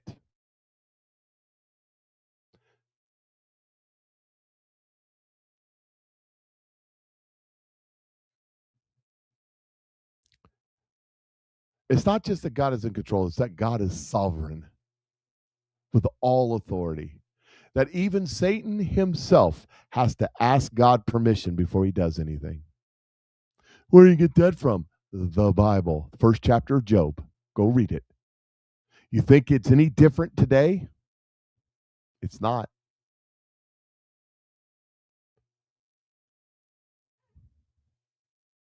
It's going to get very, very interesting as this starts to come out. This is why you see the Democrats questioning these people. It's why you see the Democrats walking out on Pam Bundy. This is why you see the Democrats fighting so hard to put ID in voting systems to stop it from happening. It doesn't make any sense. It doesn't make any sense that they would fight 80%. This is an 80% issue, Republican and Democrat. It's 75% of minority black people, Hispanic people, 75% want ID to vote. And they run around and they tell us all this stuff. Chucky Schumer's going around. Chucky Schumer's going around. It's Jim Crow 2.0. It was you, Chucky, who did Jim Crow. It's a Democrat. ID? Are you kidding me? I have called this act over and over again, Jim Crow 2.0. And they hate it. I've gotten 50 million right-wing attacks on my email because I said it. And you know why they attack it? Because they know it's the truth. It is Jim Crow 2.0, but it's spread across the whole country. Yeah. Because you think that black people, that Hispanic people, that other minorities are so stupid, they're going to believe you. Let me tell you something. They're not. And it doesn't make any sense that you guys are fighting this hard for this unless you have to stop what's coming at all costs. And that's exactly what's going on. By the way, I'm still believing that the SAVE Act will not pass, that this is going to be an executive order through Donald Trump. And some of you are going, I told you it's going to be an executive order. Whatever. Not the same. It's going to be forced upon these people because there's no other way. I want to play this video. The guy doesn't say anything. It just says it right on top. So I'm not going to play the video. I'm just going to read the comment. It's just about 30 seconds long with a little music in the background. That's all. He says, the party that founded the KKK wants me to believe that requiring a free ID to vote is Jim Crow 2.0. That makes zero sense.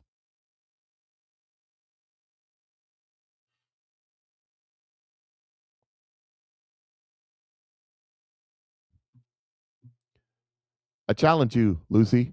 Show me martial law in the Constitution. This is called. Show me that. There's not going to be martial law. That's not going to happen. There will be other things that happen, but it will not be martial law. I see we have Veteran Nation in the house, Veteran Nation Foundation. How you doing? Appreciate you. That was a pretty good long way around. But all of that, by the way, standing against ID is seditious conspiracy. It's all part of it. And they know that it's coming. This is why I've told you. I literally thought timing, you got to stop and let God do his own timing.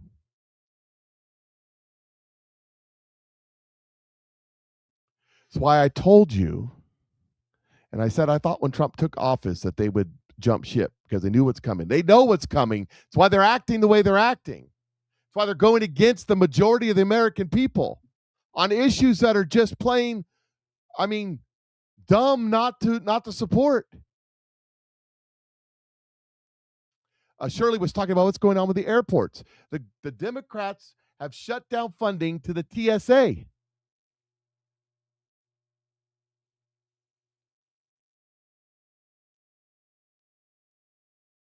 So the TSA, a lot of the TSA are quitting in droves right now because they got mortgages to pay, they got daycare to pay, they can't afford to go to work because they're not getting paid, and the airports are running out of people to do the TSA.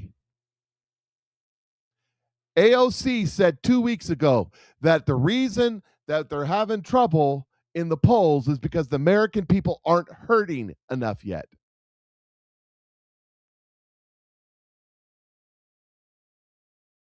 But that's what's going. That's why they're shutting down the air traffic, the Secretary Air Traffic Control, air traffic. What is it? TSA. What is it? Federal Transportation. That one. Whoever's in charge, that guy. He said 2 weeks ago that we will probably have to start shutting airports down in 2 weeks because they won't have the staffing for the TSA. Well, there was a blackout at the airport in Colorado. Have you heard of others? I haven't heard of any others. And there's a bunch of TikTok conspiracy theorists going on, whatever. But with the airports, they're literally talking about shutting down airports in the next week or so across the country. And that's the Democrats doing that because they need you to have pain. By the way, none of them will have any problems.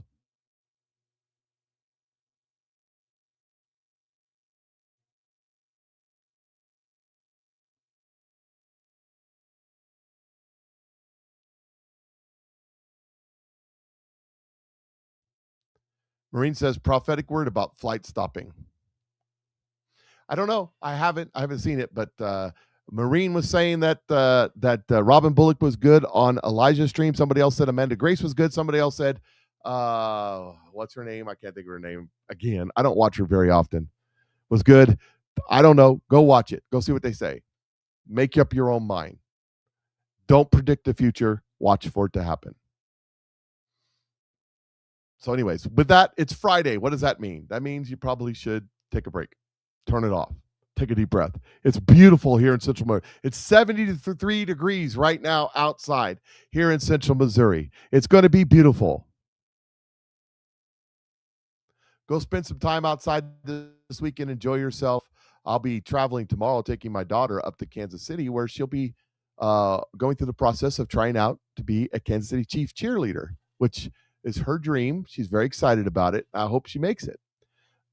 Because Julie Green, thank you for that. That's one of the others. There's several.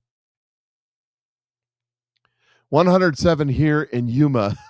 That's why I don't live in Yuma.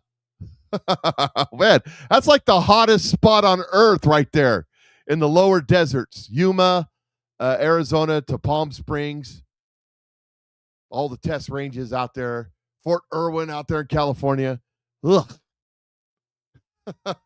If I decide to move, if I decide to go mobile, I probably won't be going there unless in the wintertime.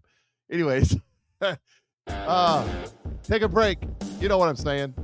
I'll keep you informed. We'll come back Monday. We'll talk about it. All right. Patriot Mike is out.